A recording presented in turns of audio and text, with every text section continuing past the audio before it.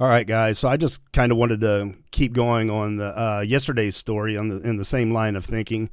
If you didn't catch that video, go back and check it. I don't think YouTube is really passing it around because of the content and also the title.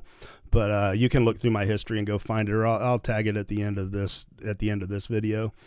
But it's essentially about the story. I'm going to be really careful about what I say so that YouTube doesn't throttle my views or my exposure. So keeping in line the story about the adult ring of people who did some horrible things. I think it's mostly Democrats, though I'm sure it's not specifically Democrats, but that was the story at the time, who did some horrible things with children. We're going to go back because yesterday I told you guys, showed you guys, we went back in history to watch and see how the left wing and establishment media was treating it then. I brought you guys the Young Turks and how they were acting in 2017. Tried to vilify anyone who mentioned it and kind of dismiss them by laughing and cracking jokes and saying how stupid they were. Well, this is a story about a guy that worked for CBS and at the time ran an entire segment on the thing exposing what was going on, and he was fired for running that segment, which is very fascinating. It's just strange how far we've come since 2017 to now in the past 9 years. A major story weeks ago when an armed man decided to investigate a D.C. area pizza place for himself. This man right here, he carried a rifle into a pizza parlor and then fired it at the floor. Media is telling you the entire story is a hoax or fake news. But what Fake does that news. mean? I spent the last month investigating. So what exactly is Pizzagate? And are there any actual facts to support this story? I've got to warn you, what we're going to talk about tonight will be disturbing to some people, but this is a reality check you won't see anywhere else. Pizzagate actually comes from the WikiLeaks release of hacked emails from Clinton campaign chairman John Podesta. In all, WikiLeaks dumped around 50,000 email messages, and it was from those emails that the claims that John Podesta may be part of a child sex trafficking ring come from. Now, to be clear, not one single email in the Podesta emails discusses child sex trafficking or pedophilia. If you remember yesterday, Anna Kasparian and Cenk Yogurt went on repeatedly saying this had been thoroughly debunked, but we're going to find out at later in this this video that isn't actually true. That is a fact, but there are dozens of what seem to be strangely worded emails dealing with pizza and handkerchiefs. Self-described online investigators say that those words in the emails about pizza and the talk of handkerchiefs is code language used by pedophiles. So how did a DC pizza parlor get pulled into the story? Well, again, read any mainstream report and they indicate that Comet Ping Pong Pizza was somehow linked to this fake story and has no relation to anyone involved. But the truth is that's not true either. What media is ignoring is that the Comet Ping Pong Pizza place is actually referenced in the Podesta emails at least a dozen or so times, and that the owner of that place, James Alfantis, is a friend of John Podesta. He was actually named, this is kind of strange, by GQ magazine as one of the top 50 most powerful people in Washington. One of the top, this is a pizza joint owner, one of the top 50 most powerful people in Washington, D.C. The top 50 most powerful people in D.C. Now, there are some pretty powerful people in D.C., right? So, a pizza joint owner, isn't that strange? Yes, we're talking about a pizza parlor owner. Now, let's talk facts here. There is no solid evidence that Comet Ping Pong Pizza is being used to run a child sex trafficking ring. But there are some very strange connections between Comet Ping Pong Pizza and a second pizza place 2 doors over, Besta Pizza, and the accusations of pedophilia. Now, this is where things start to get strange when you research this story. Now, to begin, I need to show you a 2007 unclassified FBI document. That document, according to the FBI, contains commonly used symbols by pedophiles to express their preference in children. I want you to see these images here. These are the images. Notice this one on the end, the triangle. That image signifies something called boy love. The pizza place next door to Comet Ping Pong Pizza, Besta Pizza, well, this gosh, can you even believe it? A few weeks ago. Clearly you can see right in front of your face. Actually,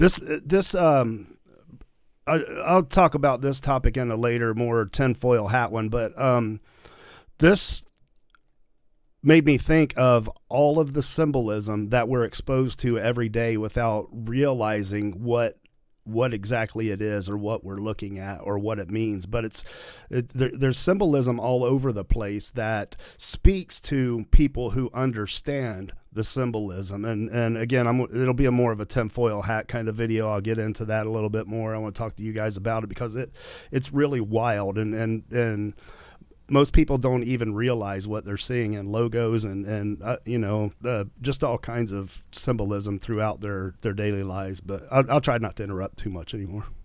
Contains the same image, I'm going to show you again, as that boy lover image. Interestingly, after Pizzagate investigators pointed this out, Best of Pizza changed their logo, and there it is now. They removed the triangle. Also, Comet Ping Pong, owned by Alphantis, is the place where a number of performance artists perform regularly. Two of the groups that perform there, who you can see advertised, by the way, on this Comet Ping Pong poster, include a group called Heavy Breathing and another group called Sex Stains. Well, if you check out the YouTube videos by these bands, Heavy Breathing has songs that do joke about pedophilia, and the band Sex Stains has a video that includes, and you see it right there, that same boy lover symbol. It's nearly identical to the one that the FBI does say is a pedophile code symbol for boy love. As I said, there are some strange things there. As for the owner of the pizza place, James Alphantis, well, he was one time in a relationship with David Brock, who ran Media Matters for America. Well, since Pizzagate began to blow up online, he has made his Instagram profile, Jimmy Comet, private. But an archive search of Instagram reveals a number of strange photographs and words with strange and disturbing images associated with them. Look, to the point where we can't show you those pictures. We're not even going to describe them to you because some viewers would find it too disturbing to share on TV. Now let's talk about the Podesta brothers, because remember, it was John Podesta's email that was hacked. In those leaked Podesta emails, John Podesta talks about his close relationship with Dennis Hastert, the former Speaker of the House, who was recently sentenced to 15 months in prison for abusing boys years ago. He was referred to by the judge as a serial child molester. Jeez. According to the Washington Post, visitors to Tony Podesta's home in Falls Church got an eyeful when they walked into a bedroom at the Podesta residence hung with multiple color pictures by Katie Grannon, a photographer known for documentary-style pictures of naked teenagers in their parents' suburban homes. And to be clear, that just begins to scratch the surface of how strange some of this stuff is. And bear in mind, we can't get into a lot of the real details of it because of the limits on broadcasting this on television. But it is some very strange stuff. Now keep in mind, again, there is no proof here that there is a child sex ring being operated out of a DC pizza parlor. Investigators have already proven there's nothing to the story, right? Well, actually, no. And that's what you need to know. For all that is here, there has not been one single public investigation of any of this. Not from local police, not from the FBI, no one. Isn't that strange? If you go back and watch the video yesterday, or if you caught it, which not many people did, and I understand, but Anna and Shank on the Young Turks repeatedly, as I said before, repeatedly said that it had been thoroughly debunked, and yet nobody even. How do you debunk something without a full investigation? And that has to be the big question, not for Podesta or for pizza parlor owners, but for law enforcement. Based on what may be or may not be here, the big question is, why hasn't any investigation taken place? Well, I think it's pretty clear why no investigation was taking place. It's because it's Washington, D.C., and they're all involved, right? I mean, but a very large portion of the powerful elites in Washington are involved. They're sharing in the debauchery, I guess I'd say. That's Reality Check. Let's talk about it on Twitter. This is an update. This is the same reporter, and he put out another video recently with an update to this story, and it's 8 minutes long. I hope you guys have time because I got a few things I want to say to you at the end, but check it out. Epstein is Pizzagate. Let that sink in for a minute. Jeffrey Epstein is Pizzagate. 10 years ago, Pizzagate was by far the #1 trending topic on Twitter. But the claim of pedophile elites who preyed on children was so insane that Pizzagate was shrugged off as a wild fever dream of a conspiracy theory. I was the first mainstream reporter to dare give the facts surrounding Pizzagate. My corporate career was destroyed over it, so what? My professional reputation was obliterated, that wasn't fun. He deserves to win a lawsuit. I hope he takes out a lawsuit against CBS. He should get all of the back pay to this point, in my opinion. I wasn't the only one. Anyone who dared to suggest that this might be true was blacklisted, shadow banned, or thrown off of social media. But then, just days ago, the largest dump of Epstein files revealed what some of us have been telling you for a decade, that Pizzagate is real. Not that there is a pizza parlor at the center of a child trafficking ring, but that child trafficking rings run by some of the most powerful people in the world do exist. Tonight, I want to remind you of what I told you then and compare that to what we have now learned.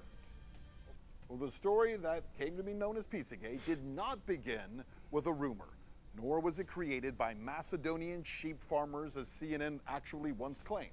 It began with WikiLeaks, authentic, verified emails taken from the phone of the chairman of Hillary Clinton's presidential campaign, John Podesta. Those emails were real. In all these years, by the way, no one has actually disputed that. Inside those emails were communications that struck a lot of people, not just online commentators, but researchers and former law enforcement, as unusual to say the least. References to pizza and to pizza handkerchiefs and to maps, to private gatherings involving powerful people, some very bizarre stuff. In fact, the first people to draw attention to those emails were a group of self-proclaimed pedophiles on 4chan and 8chan who claimed that Podesta was using the same terminology that they use to speak in coded language. Isn't that in crazy? researching those emails, I found a 2010 entry into Urban Dictionary. It's still there, by the way. It confirms that cheese pizza is a commonly coded term for child pornography. There you go. CP. 10 years ago, I was called a dangerous conspiracy theorist and a madman for claiming that pedophiles and possibly even pedophile elites might use coded language, even though it was online pedophiles who said that's exactly what they do. Which brings us back to this new Epstein release, because in it, the word pizza is mentioned 911 times. That's right, 911 times adults are emailing back and forth about slices of pizza and about pizza parties.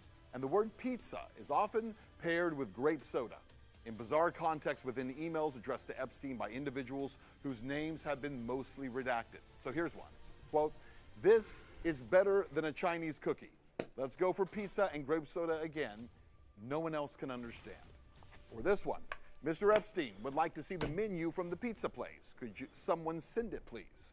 Or this one from 2014. "Sit down, because I know you won't believe this. Are you sitting? Jeffrey says he wants to go out to a pizza place with you.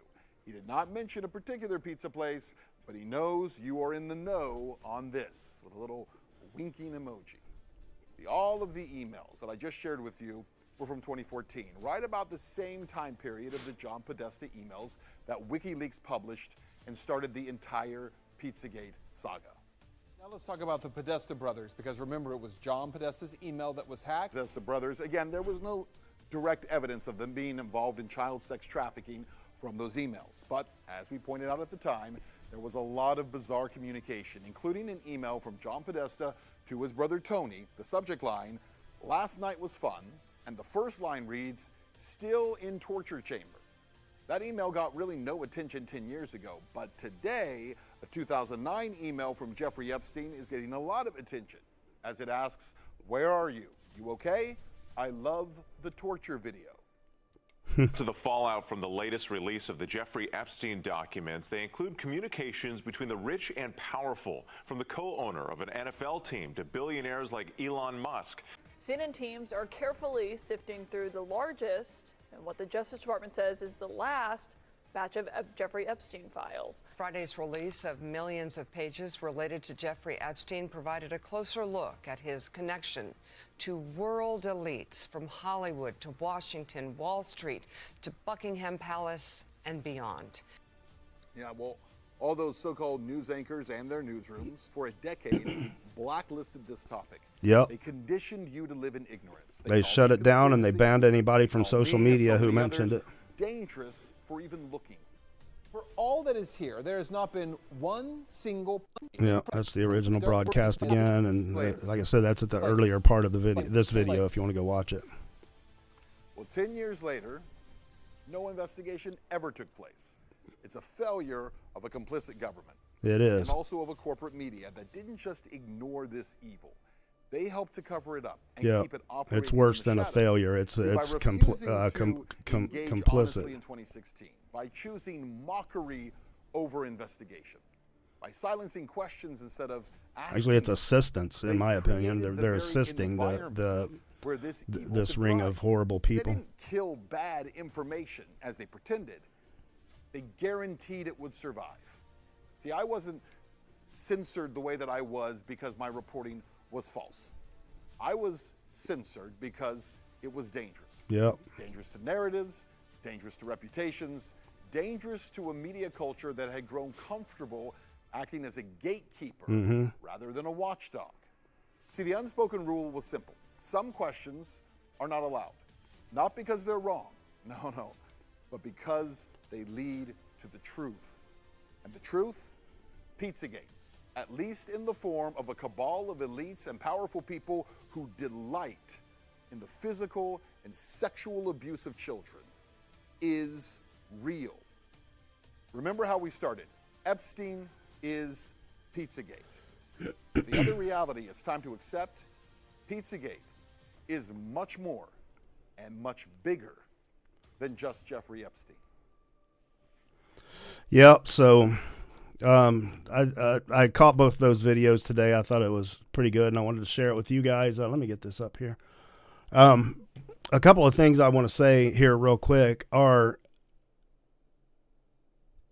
if this, the top is being blown off of this, and many things have been exposed, you can think about how many so-called conspiracy theories have come true over the past 5, 6, 7 years have been proven to be true. And when they were being brought out to the public and talked about, the people talking about it were shut down. They were shut off. They were banned from social media. It was never talked about on the legacy media. And it's just terrible. So what I want to say is, I hope that you guys, anyone watching this, when you start hearing something being pushed back against and dismissed and the people speaking about it are being mocked, or being called stupid, or the talking heads on TV are laughing about it, look a little deeper into that, because there's probably at least some truth behind it. If the past, like I said, 7, 8 years haven't taught us that, then it's taught us nothing. And also, just imagine what the world is around us that we're not aware of. What is happening all around us that we really have no idea. So anyways, like I said, I'll talk about that some in a future video, a little more tinfoil hat kind of thing. But thank you guys for tuning in. If you stuck around this long, please leave a like and subscribe, because I'll be bringing more to you. And I'm glad you showed up today. So take care, and I will catch you next time. Later.